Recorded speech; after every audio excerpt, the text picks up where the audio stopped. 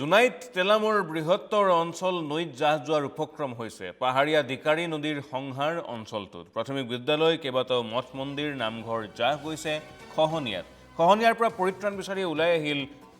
কৰৈবাৰীৰ সহস্ৰাধিক লোক হাতে হাতে কোৰ বস্তা বেলচা লৈ শ্ৰমদান কৰিছে ৰাইজে গাঁঠিৰ ধনেৰে নিৰ্মাণ কৰিলে মথাউৰি ইতিমধ্যেই শ বিঘা খেতিপথাৰ 50ৰো অধিক পৰিয়ালৰ ঘৰ বাৰী নৈৰ বুকুত জাহ গৈছে জনপ্ৰতিনিধি চৰকাৰক বিভিন্ন সময়ত বহুবাৰ কাকতি মিনতি কৰাৰ পিছতো কোনো ব্যৱস্থা গ্ৰহণ নকৰাৰ অভিযোগ স্থানীয় ৰাইজৰ আৰু সেয়েহে এইবাৰ ৰাইজে নিজেই হাতে কামে লাগিছে তেওঁলোকৰ সেই স্থানৰ খহনীয়া ৰোধ কৰিবলৈ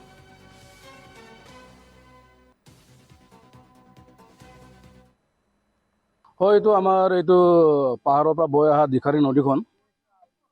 আমাৰ এই কৰৈবাৰী অঞ্চলটো বহুত চিলন বিলন কৰি দিলে আজি ইয়াত বসবাস কৰা ৰাইজে এক বিঘা 2 বিঘাকে মাটি কিনি পেলাই বসবাস কৰি আছিলে PMAY ঘৰ এনেকুৱা গভৰ্ণমেণ্টত দিয়াবি পাইছিলে এইবিলাকো চব এই দিখাৰী নদীয়ে উঠাই লৈ গ'ল আৰু আমি আহ্বান কৰোঁ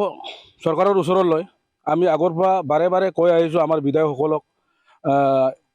MP মহোদয় ছাৰকো আমি কৈছোঁ আমাৰ স্থানীয় MLA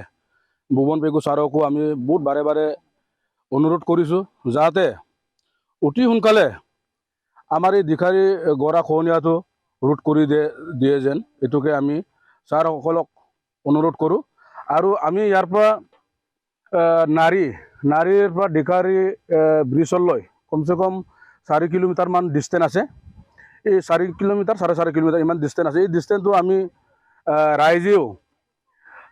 এইটো বহুত মানে গাইডবান দি চাইছোঁ সৰু মুৰাকৈ স্কিমটো তেনেকুৱাকৈ পৰা নাই দিয়া নাই হ'ব বুলি কৈ থাকে আমাৰ যিটো নেকি বিধায়ক ভুৱন পেগু ছাৰো ইয়াতে আহি পেলাই আমাক বহুত বাৰে বাৰে কথা দিলে আপোনালোকৰ কাৰণে আমি ইষ্টিমেট বনাই আছে এতিয়া ৱাটাৰ ৰিচাৰ্চৰ মানুহবিলাক আহি পেলাই অতি সোনকালে আপোনালোকৰ এই গৰা খহনীয়াটো ৰোধ কৰা হ'ব বুলি কৈছে কিন্তু আজিলৈকে কৰি নিদিয়াৰ কাৰণে